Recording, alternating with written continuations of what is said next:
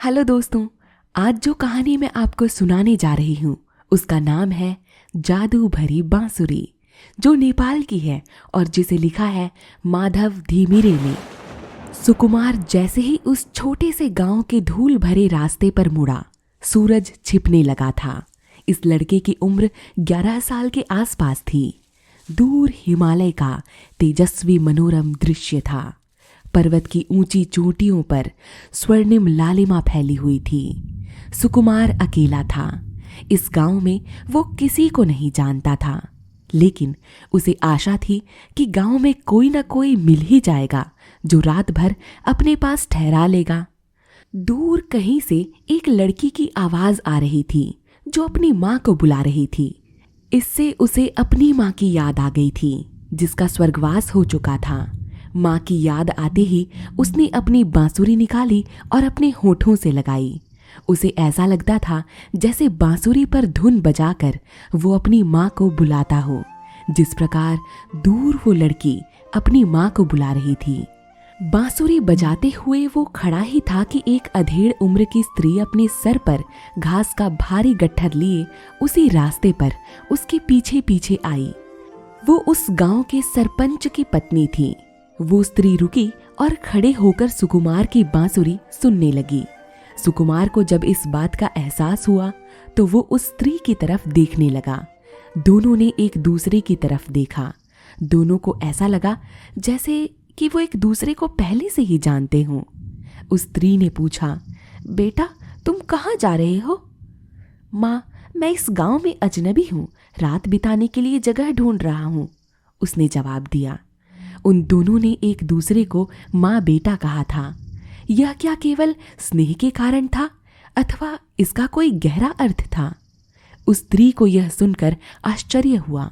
लड़का गांव में किसी को नहीं जानता था और ना ही उसका कोई ठिकाना नजर आता था। वो वहीं खड़ा रहा, प्रसन्नता से बांसुरी बजाता रहा, जैसे उसे किसी बात की चिंता ही ना हो। बेटा मेरे साथ आओ, स्त्री ने कहा। तुम सुन रहे हो ना, यह तुम्हारी बहन ही मुझे आवाज लगा रही है। मैंने जब तुम्हारी बांसुरी सुनी तो मेरे हृदय में ऐसा लगा कि तुम भी मुझे अपनी तान से बुला रहे हो। आओ बेटे, मेरे साथ चलो, घर चलें। बांसुरी बगल में दबाकर वो उस स्त्री के पीछे पीछे उसके घर चल दिया। सुकुमार 5 वर्ष का ही था जब उसकी माँ स्वर्ग से धार गई थी। उसे अपनी माँ की याद बस इतनी ही थी कि 2 सुंदर आंखें और नीले मनकों की माला जो वो हमेशा अपने गले में पहनती। उसे विश्वास था कि उसकी माँ सदा उसके हृदय में है। उसकी यह बांसुरी उसके पिता ने उसे उपहार में दी थी। माँ की मृत्यु के बाद उसके पिता सोने से पहले रोज बांसुरी बजाते थे। बांसुरी की मधुर तान सुनकर ही यह लड़का रोज सो जाता था। एक बार रात के समय जब उसके पिता बांसुरी बजा रहे थे, सुकुमार ने उनसे पूछा, माँ कहाँ है? अब हम उनको क्यों नहीं मिल सकते? पिता ने बांसुरी एक तरफ रखी। उनकी आंखों में उदासी झलक आई। बोले, तुम्हारी माँ अब देवताओं के घर में रहती है। वो वैसे तो दूर, आसमान से भी दूर है, पर वो सदा हमारे दिलों में है। सुकुमार ने पूछा, आपने अपने दिल में कभी उनसे बात की है? लड़के की तरफ देखते हुए उन्होंने कहा, हाँ बेटा, जब जब मैं बांसुरी बजाता हूँ। ऐसी बात है? मैं कैसे बताऊं? मैं उनसे मिलने का कितना इच्छुक हूँ। आप मुझे भी एक बांसुरी ला दो। जब भी मैं उसे बजाऊंगा मुझे भी ऐसा लगेगा कि वो मेरे साथ है। थोड़े ही दिन बाद सुकुमार के पिता ने उसके लिए एक सुंदर सी बांसुरी बना दी और उसे बजाना भी सिखा दिया। उसके पिता ने उसे और भी बहुत कुछ सिखाया, जैसे चंद्रमा की छिटकी चांदनी में सुंदरता होती है, बरसती बूंदों से गीत बनते हैं। यह सब क्या है, क्यों है? अक्सर उसके पिता कहते, खुश रहो और खुश होकर ही अपनी बांसुरी बजाओ, क्योंकि जब तुम्हारी माँ इन मधुर तानों को सुनेगी तो वह भी प्रसन्न होंगी। सुकुमार ने अपना सारा समय बांसुरी सीखने में लगाया। एक दिन जब वो 9 वर्ष का हो गया, उसके पिता ने कहा, बेटा अब तो तुम अपने पिता यानी मुझसे भी अच्छी बांसुरी बजा लेते हो। लेकिन मैं तुम्हें आज यह बात बताना चाहता हूँ जो मैंने तुम्हें इससे पहले कभी नहीं बताई।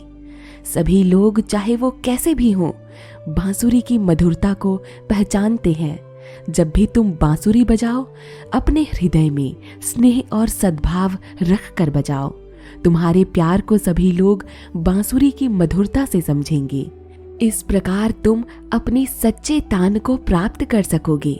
इस बात के कुछ दिनों बाद ही सुकुमार के पिता की मृत्यु हो गई। वो अकेला रह गया, उदास और दुखी। उसने अपनी बांसुरी भी उठाकर रख दी। अगले 6 महीनों तक उसे छुआ भी नहीं। वो अकेला बैठा चुपचाप रोता रहता। इसी तरह अपना दिन बिताता। अब वह अनाथ जो हो गया था, वो रहने के लिए अपने चाचा के पास चला गया।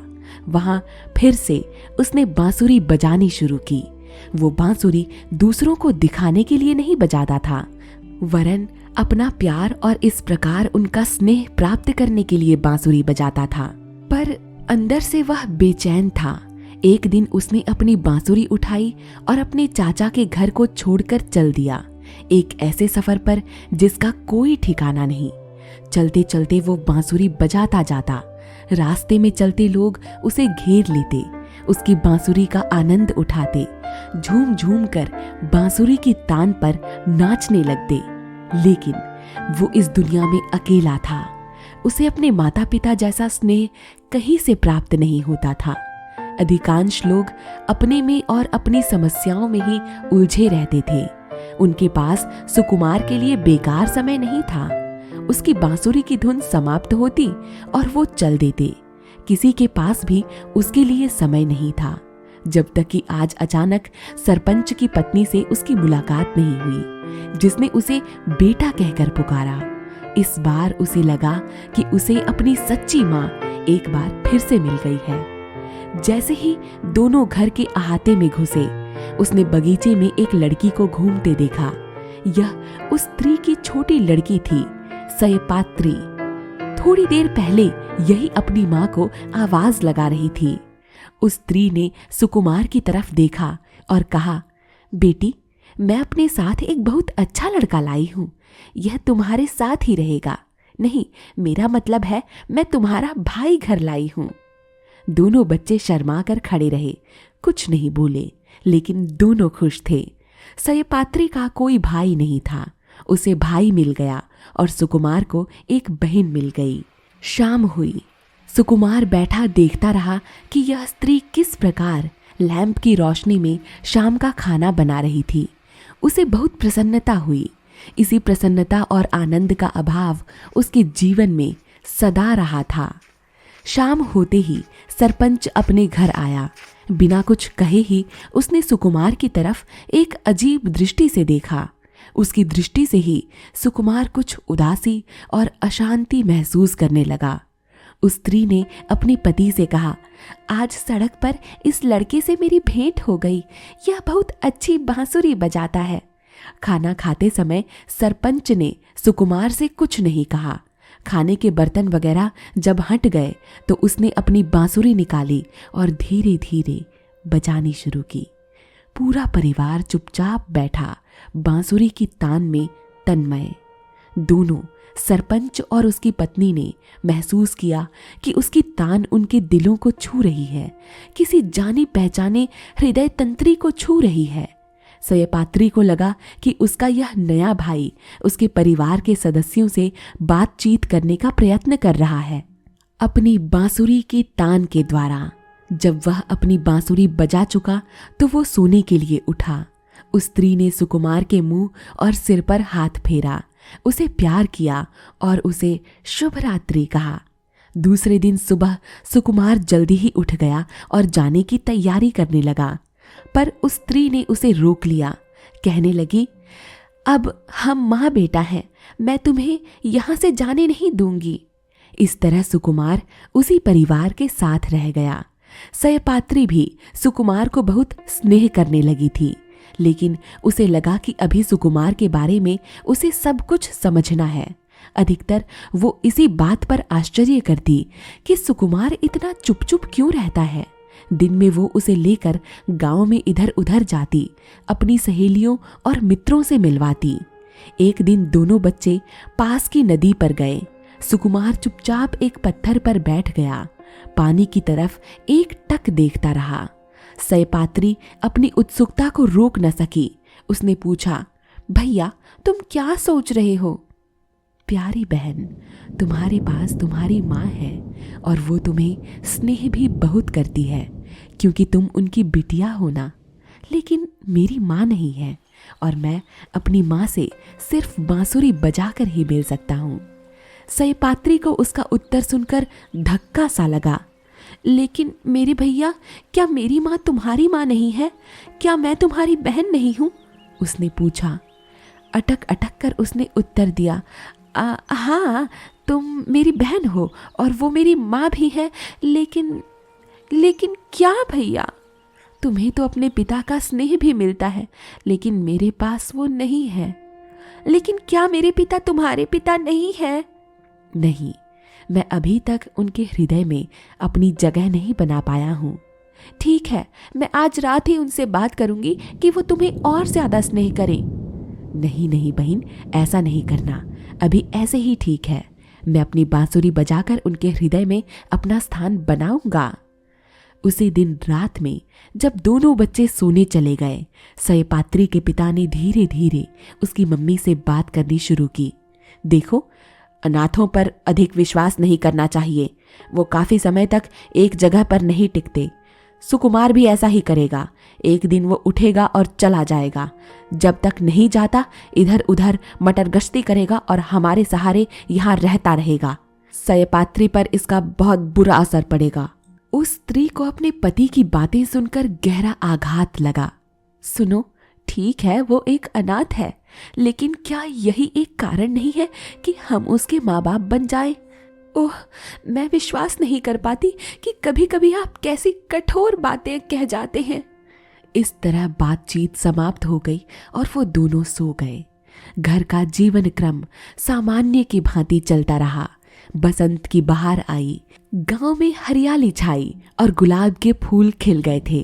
इस मौसम में गांव की प्रथा के अनुसार गांव की नव युवतियां घाटू नृत्य के लिए इकट्ठी हो गईं। बसंत की एक ऐसी शाम, सुकुमार खिड़की से बैठा पूर्ण चंद्रमा को देख रहा था।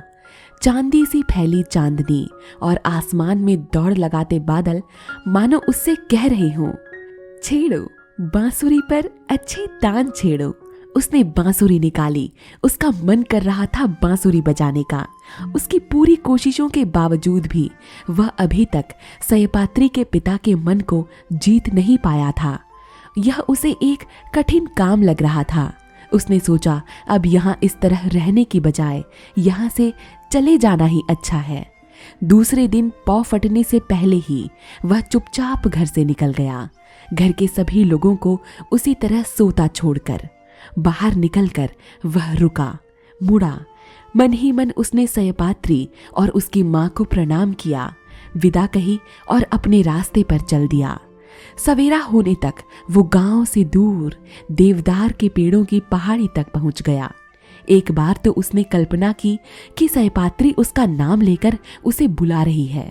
वह सोचने लगा कि सयपात्री के उठने तक उसे रुकना चाहिए था और मिलकर ही आना चाहिए था, लेकिन अब वापस तो जाया नहीं जा सकता। इस प्रकार वह फिर जैसे अपने रास्ते पर चल दिया। दिन भर वो चलता रहा, पहाड़ी से होकर घाटियों में से निकलता। शाम होते होते वो पर्वत की चोटी पर पहुंच गया। वहां देवी का एक मंदिर था। उसने रात भर वहां रुकने का निश्चय किया। अंदर मंदिर में पहुंचकर उसे अकेलापन महसूस हुआ। वो उदास हो गया। उसके मन में एक तान घूम रही थी। वो बजाना चाहता था, पर इस तान में उदासी थी। उसे लगा कि सयपात्री और उसकी माँ को छोड़ने से वो एक बार फिर अपने परिवार से अलग हो गया है। वह ऐसी तान छेड़ना चाहता था जिससे सयपात्री को मालूम हो जाए कि उससे कितना स्नेह करता था वो, लेकिन उसके दिल से उदासी की तान ही निकल रही थी। वो वहीं बैठ गया मंदिर में। उसके आंसू बह निकले। धीरे धीरे वहीं बैठा रोता रहा, चुपचाप अपने आप। जब वह जागा सुबह हो चुकी थी। सूरज की रोशनी मंदिर की खिड़की की ढरारों में से निकलकर मंदिर में आ रही थी। देवी के गले में फूलों की माला लटक रही थी। मुख के चारों तरफ एक आभा थी। उसे देवी की उस मूर्ति में सयपात्री और उसकी मां नजर आई। ऐसा लगा जैसे वो मूर्ति की बाहों द्वारा उसे अपने गले लगाना चाहती हो। अचानक उसे कुछ संदेह हुआ। वह एक दुविधा में था। वह आगे चलता जाए या फिर सयपात्री और उसके परिवार में लौट जाए। वो धीरे धीरे मंदिर से बाहर आया और एक बड़े पेड़ के नीचे बैठ गया। दिन भर वो वहीं बैठा रहा, सोचता रहा कि क्या करे। उस रात भी वो उसी मंदिर में सोया। सपने में उसे सयपात्री दिखाई दी। उसने देखा कि वह उसके सामने ही खड़ी है, मानो उसे अपने पीछे पीछे आने का इशारा कर रही हो। वो बोलने लगा तो सयपात्री ने अपनी उंगली उसके होठों पर रखकर चुप रहने का इशारा किया। जब वह सोकर उठा तो वह जानता था कि निर्णय हो गया है, उसे घर लौटना होगा। इस बात को पूरा अब 1 साल हो चुका था जब वह इस गांव में आया था और सरपंच की पत्नी के साथ उसके घर गया था। उसे याद था जब पहली बार सयपात्री को देखा था। वह मिट्टी के टीले पर लगे तुलसी के पौधे के सामने खड़ी थी। उस समय उस ढेर पर एक दिया भी जल रहा था। आज रात जब वह घर लौटा, उसने देखा कि टीले पर दिया जल रहा है, लेकिन घर के अहाते में गांव के लोग इकट्ठे हो रहे थे। सबके चेहरों पर उदासी छाई हुई थी। सुकुमार चुपचाप घर में घुसा। अंदर सयपात्री अपनी माँ की गोद में लेटी हुई थी। उन्होंने ऊपर को सिर उठाया। उसे देखते ही वह स्त्री जोर से बोली, मेरे बेटे, देखो तुम्हारी बहन को क्या हो गया है। लोग कहते हैं कि ये ठीक हो जाएगी, लेकिन मैं क्या करूं, मैं नहीं जानती। सुकुमार उनके पास धीरे धीरे पहुंचा। उसके चेहरे पर आंसू ढुलक पड़े।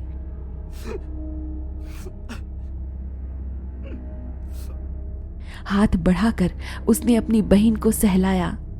जिस रात तुम गए उसी दिन इसको बहुत तेज बुखार हो गया। कल से तो यह ऐसी ही है, बिल्कुल बेहोश।